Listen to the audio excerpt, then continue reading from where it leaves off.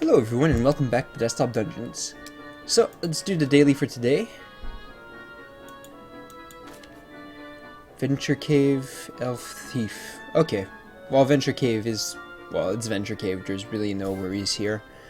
I mean we could do this purist without a problem, but let's see if what we can do in the name of interesting things. So, well, elves and, well, thieves more or less, but just in general, I thematically at the very least, thieves go well with Tiki Tuki, and elves are the kind of class that likes to leverage big level up refills for their huge mana bars. So Tiki Tuki is a good fit for that. I just like the theme of the Tiki Tuki elf thief. And let's grab some extra mana because, you know, who wants to be reasonable here. And you know, like, Mystera is an obvious pick here for an elf. Not as much as a gnome, but it's obviously still very strong. But I'm definitely going to prep Binlore because we want. If we're going with Tiki Tuki, and I think for fun, I'm just going to go ahead and do a pure Tiki Tuki run. So like a smart way to do this would be to prep Mystera and then convert into Tiki Tuki. But let's make this interesting. So Tiki Tuki it is. We'll just skip this particular prep slot. There's really no point in preparing the really big sword. I mean, I guess I can just convert it and start. So yeah, sure, let's do that. Because this is counterintuitive with Tiki Tuki. You know, to make this fun. Maybe we'll try and get a high experience count, although I doubt I'll get any rewards for it. Anyway, where is Tiki Tuki? Did I just forget to prep him or something? Oh no, he's right there. Cool. And we have Induswell, so you know Binlore would just be fine. But let's not. Let's test sidestep once, even though Tiki Tuki hates death protection, like having one there is handy just in case we find we need it. We can convert sidestep now. We can grab Induswell. We can convert this really big sword, even though it might be smart to keep it for now. Let's just go ahead and YOLO this.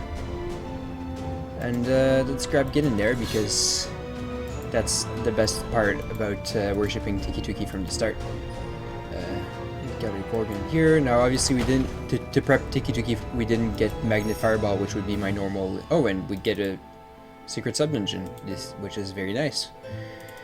So yeah, we don't have Magnet Fireball, so we'll have to improvise a little bit, and we have to remember that since we prepared Tiki Tuki, he's going to deduct Piety every time we take a hit.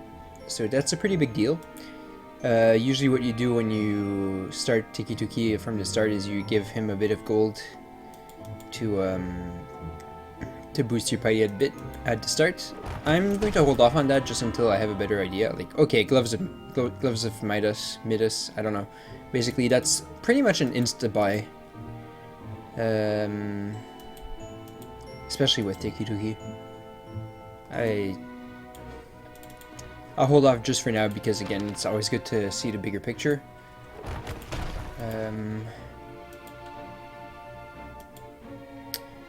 Fortunately, the Gorgon is not the best target to start with. And, of course, you want to try and open up space when you cast Induswell while you explore. Dragon's a possibility, but we have fairly low attack for that. Although we should probably pick up the sword, actually, from that sub-dungeon.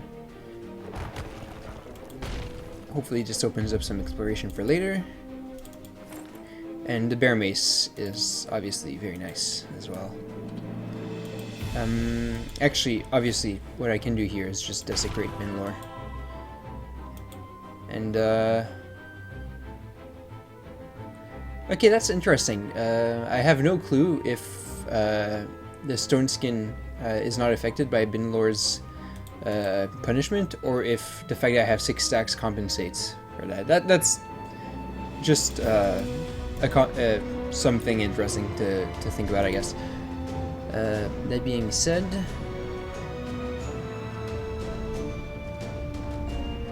we could just kill this Gorgon right now. We would lose two indulgences, so I'd rather wait. What we want is some kind of way of dealing more damage so we don't get punished too much. Mage Plate is a consideration for later. Glowing Guardian right here. And this is our boss, the Wraith, which is super easy for an elf, obviously. So this should be a nice, fun, easy run.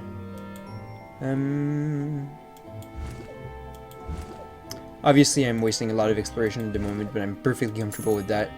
Not only is this a venture cave, but oh, and we have our burned arrows right here. Very good.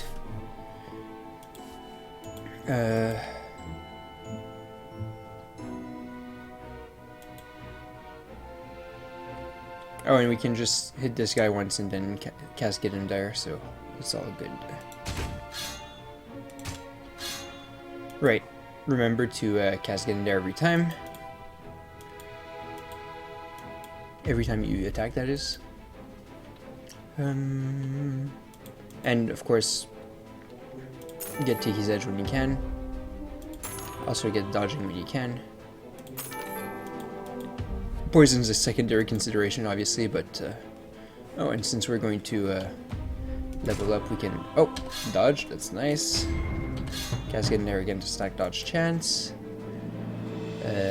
Obviously, Tiki-Tuki's 10% dodge doesn't feel like all that much, but you know, since you're stacking dodge chance with Get in there anyway, it just gives you a nice little boost. No complaints there. We can hit this guy once, fireball, and then Get in there for the kill. We still have one indulgence. How much are we at? 30%. Okay. Same thing here. We are going to start bleeding Piety fairly soon, but that's why you have this gold saved up, and it's also why you have the popcorn saved up.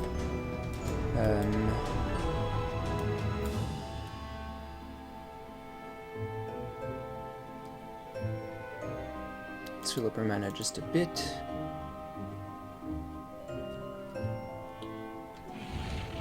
Yeah, we need more mana to do a good kill on that. Unfortunately, the first strike is a bit counterintuitive.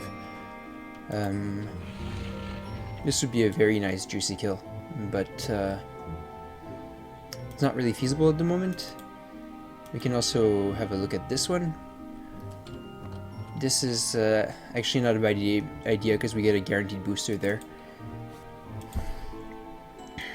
I mean, obviously, these questions I'm asking aren't all that important for the difficulty of this dungeon, but I like to aim for high, basically.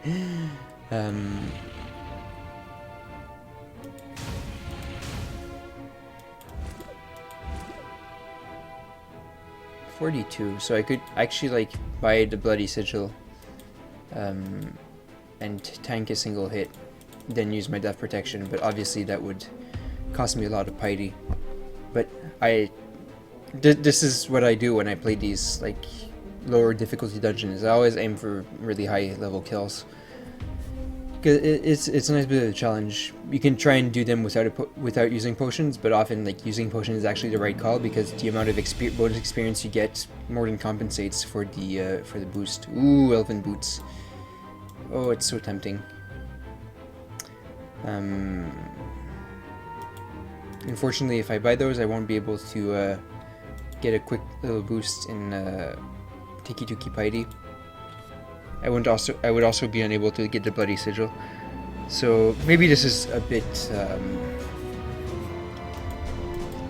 ambitious, let's say. So let's just focus on this one instead. This one is totally doable. Ooh, that's a good one too. I'm so tempted.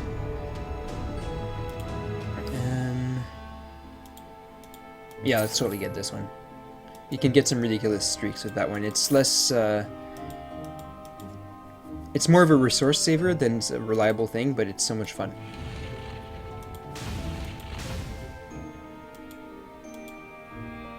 Oh, and okay, GG. So what you do with this is you precast Get In There, then you start spamming fireballs on a big thing.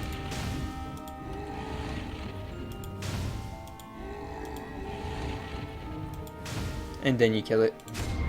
And you take no hit to Tiki Tuki. And that is why a caster with Tiki Tuki is just great.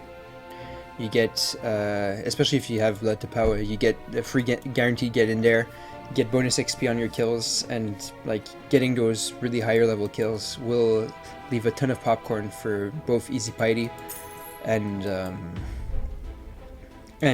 refills afterwards. So yeah, good to keep in mind.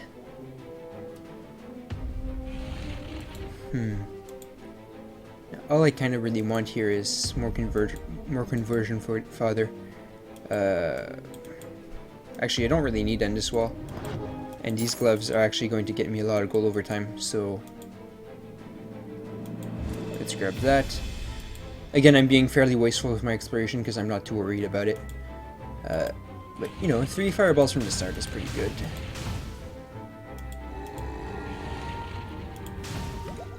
Oh, there you go.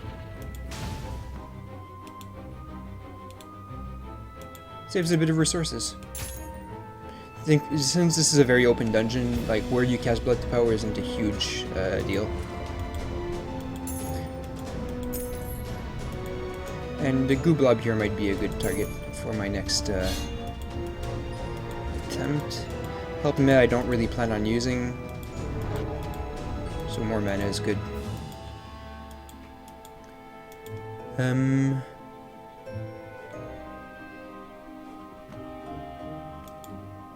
This particular foe is actually a consideration, but since the dragons have high HP, I just want to like actually take the time to think about whether or not it's worth it, because otherwise that's a ton of resources down the drain. And obviously, like, just another possibility is simply to like start on it and then level up and then finish it off. But if I wanted to do that, I might as well just start on the boss right away. So let's just get more high level kills what we can, because that's fun. So with this I get, so 60 health is 2 more fireballs, and I don't have quite enough to cast it once more, but if I explore once I might get a Get In There. Actually, I'll have a Get In There no matter what, so that's fine. So 4 fireballs plus 3 fireballs is 7 fireballs, so 140 plus the 40 attack. So even if you discount the burning, I can totally kill this guy.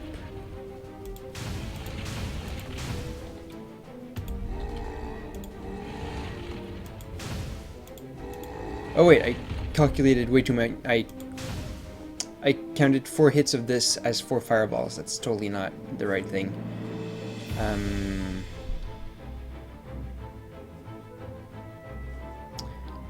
Let me actually check here. If I explore 1 tile, I will have 3 mana here and 15 health, which is not enough for that. So unfortunately, to actually bank on this, I actually do need to quaff a potion. Which is totally fine, by the way, because we will have more than enough to take on the boss at the end. And we're at 55 dodge chance, incidentally, so... Now we're at level 6. I don't think we found the... I forget if the snake we killed earlier was also level 9 or if it was a level 8. So it's possible that the highest level monsters at the moment that are remaining are level 8s. Killing a level 7 won't give us any bonus XP that we also wouldn't get from level 8s. So, that being said, one of those is a meat man, and that's not interesting for a Tiki Tuki worshipper.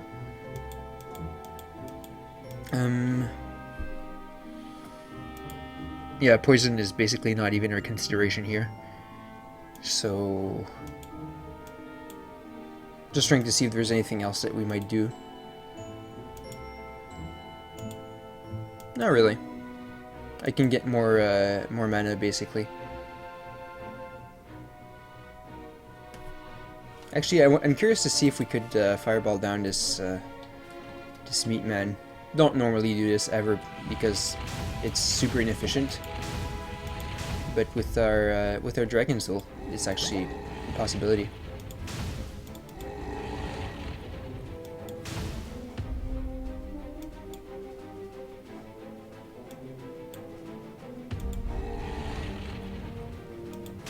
Yeah, Blood to Power is actually pretty decent for like magic regent fighting in a sense, because you oh hey, it's an extra glyph I can convert. It's decent because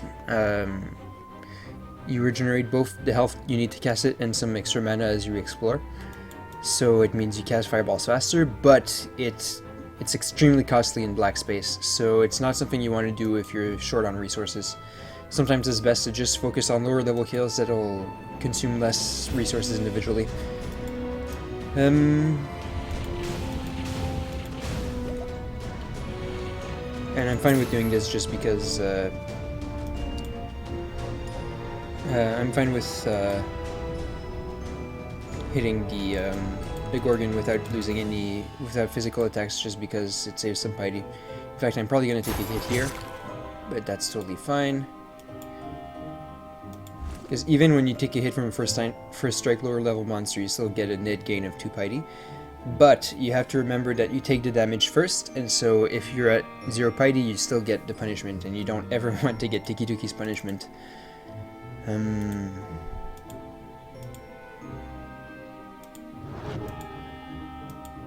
23 mana.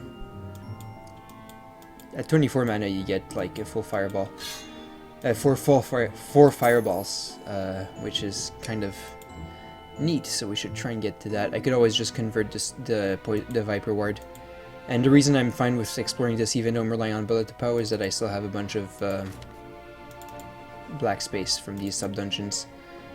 And also, like, I can beat this boss on pure ding power alone.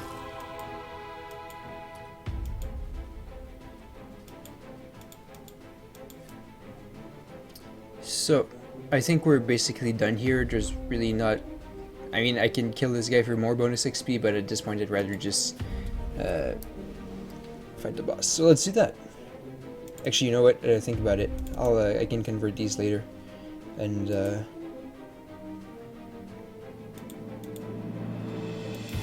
for more mana, but at this point, just to start with 24. Also, a good thing to remember is that the threshold to get 10 mana per mana potion is 25 mana. So if you're a warlord, remember that. But yeah, so let's have fun. Dragon Soul paying for itself here. We have exactly 3 black space, so let's use that. What's the hotkey for this one again? U, okay. Oops, I didn't mean to do that. It's fine though.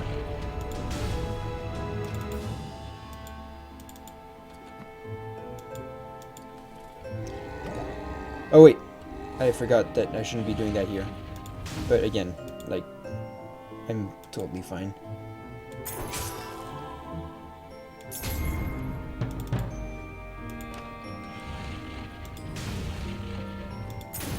Alright.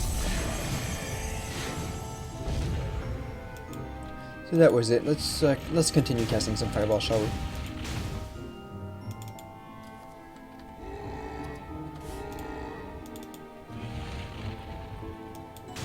Alright, it has 4 burning, so let's start on this one.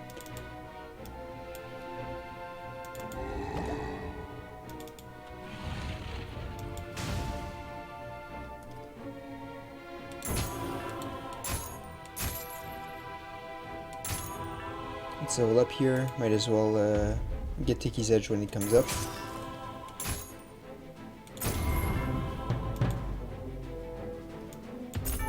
There we go. What else is high HP? Nothing much really. This guy's probably the second highest after that zombie. Everything else is just going to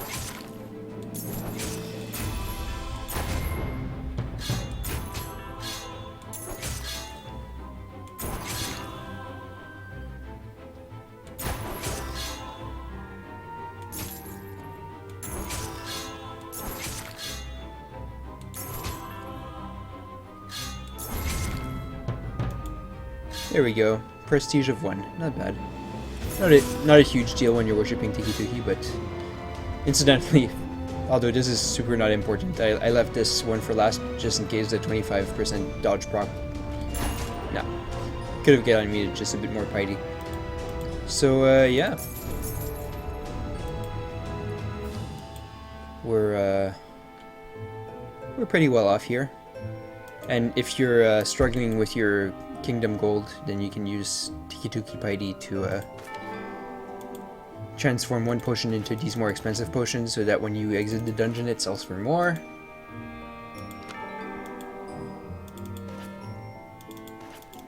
And then obviously if your sole goal is to get money, then you wouldn't do this, but you contribute more for more piety, more potions, because why not?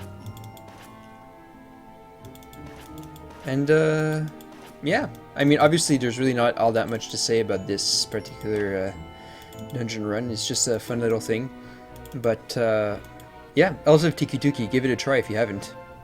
Oh, I have this one more thing here, but I don't think I can get the piety for actually just for fun. Let's see just how much mana I can end up with. That won't give me any mana.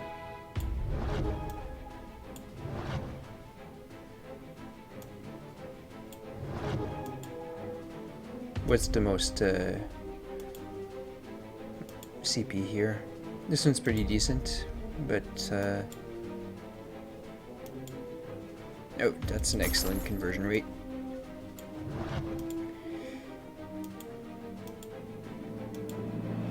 And that's a pretty good conversion rate too. Alright, 30 mana. That's totally not overkill here. We're done here. Let's leave. Wait, are we? Did I forget anything? Nope. Okay. So I'm curious to see how far that went on the leaderboards as per like experience or piety. I doubt it's like in the top just because like I wasn't actually going there with a plan from the start, and obviously I took my time, so 20 minutes not great, but experience gained. Number 3, not bad. Cool. And oh wow, piety. Well, obviously, like I could have gone so much more if I'd actually taken the time to worship other gods and all that. But you know, 3rd place on experience gained is decent. So yeah, I mean, obviously there's not that much to get from a simple run like that, but I hope it was fun to watch nonetheless. I had fun doing it, and I will see you next time.